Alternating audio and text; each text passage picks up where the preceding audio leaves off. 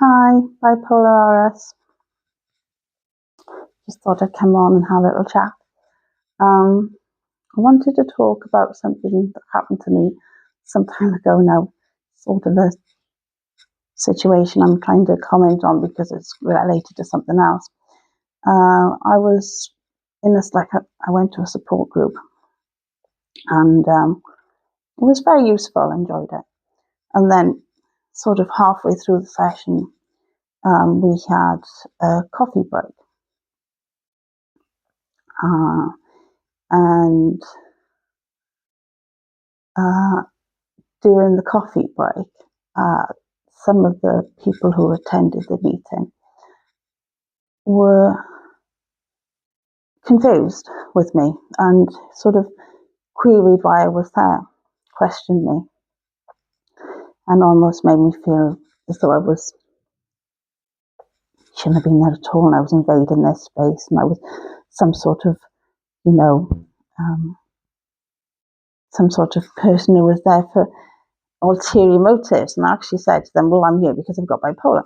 And they said, well, you can't have, you don't, it's not, it just doesn't look like you do. You don't sound like you do. And they didn't actually use those words from what I recall, but they were sort of implying that basically I shouldn't really be there because I wasn't in the same situation they were in. And maybe that's true. But after I came from there, I remember thinking to myself, do you know, people go to the doctors and they go to counselling and they go to have medication. And I thought, that's all well and good. But the whole thing of experiencing that, I mean, it just boosts your confidence so much when people who've actually got what you've got accuse you of not having it or think that you're there for, you shouldn't be there. I remember thinking, God, you wouldn't need to take antidepressants. You wouldn't need to see the doctor. You wouldn't need to pay for counselling or go to counselling. Just do that. And, you're sorted. You're made to feel, there's like a shot in the arm of adrenaline. It's the biggest boost I've ever had. And I found it quite comical at the time. I mean, it's happened to me on other occasions, actually. I've been sitting in the waiting room, waiting to see a psychiatrist, and gone past my appointment time, and I've thought, oh, this is strange. I've gone on to ask the reception, and I said, I'm due to see Dr. So-and-so, and my name's so-and-so. And, I've had the receptionist saying to me, oh, I thought you were just waiting for somebody. It's an easy mistake, I suppose. That's not such a bizarre thing for somebody to say, but, you do tend to think when you've got something wrong with you, that is all consuming, that is so, has such a massive effect on your life. You do feel that you've got a bit of a look about you, and that people can detect it in you, like other things that that are much, much more other things that people talk about that can relate to it in a completely different way. So I'm not going to comment on that because I was trying to keep this light, and I wasn't going to get into the nuts and bolts of it and make it sound negative. But it's amazing. It's amazing how you just feel that you're amplifying it everywhere you go. If you're acting like a nutter, you're looking like a nutter. Everybody knows you're a nutter. I used to work somewhere, and I remember talking to the bosses and say, I've got bipolar, and it goes up and down. That's why I'm a bit wacky sometimes, in work.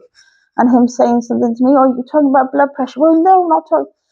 And they used to have nicknames for me. They used to call me Bridget Jones because to them I was just somebody who was a bit mad, a bit wacky, a bit out there, a bit sort of what do they call it? They call people something, don't they, when they're like that? It's crazy, it's good to be crazy. Some people like crazy people, and they don't see people as they don't see it as you see it because they've never experienced it, no doubt.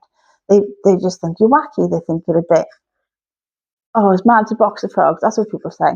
They just think, oh, you're just a bit of a nutter. And most of the time, people like it. People like you to be a bit sort of alternative, and not like everybody else, and a bit do that. You do the strangest things, or you do the daftest things, or you do things that makes people laugh, as though you're entertaining them. Um, and it's just yeah. I mean, we think of it as an invisible condition, bipolar, because you haven't got the arm in the sling or the leg in the plaster, and it is to a degree still an invisible condition. But you can't help thinking that you've left some sort of visible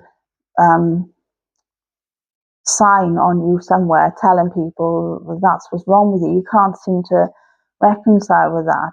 It's just something you feel, but it doesn't exist. But it's just how you feel. Yeah. So my phone's doing something strange. I don't see it like that, but I should imagine some people would. Oh dear. Anyway, we'll sort that out later.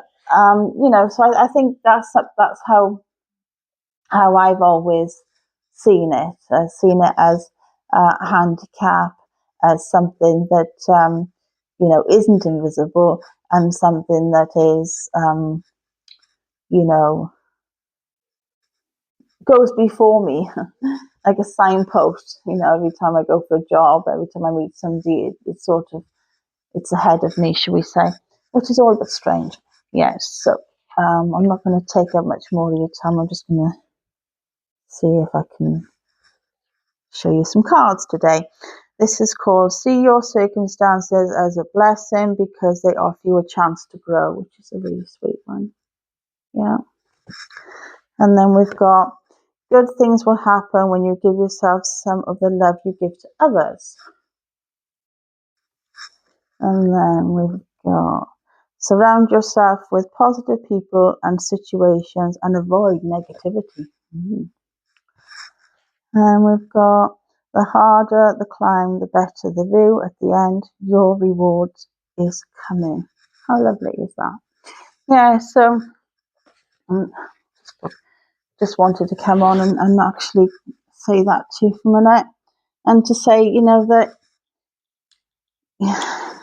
it shouldn't be a mental health shouldn't be a drawback. It shouldn't be a fault. It shouldn't be an error. It shouldn't be something you are ashamed of, trying to hide all the time. That shouldn't be the case. You should take what you can from it in a positive way, and just see yourself as growing differently or knowing or being different to somebody else who doesn't have that insight. And because if you can face every situation, the worst things can happen to people, in life. And if you can just take one positive, it makes a world of difference. You wouldn't think it would make any difference at all, but in my mind's eye, it does. And we're at 9 minutes now, so I'm probably going to turn off actually. So thank you very much for listening, and I'll speak to you again soon.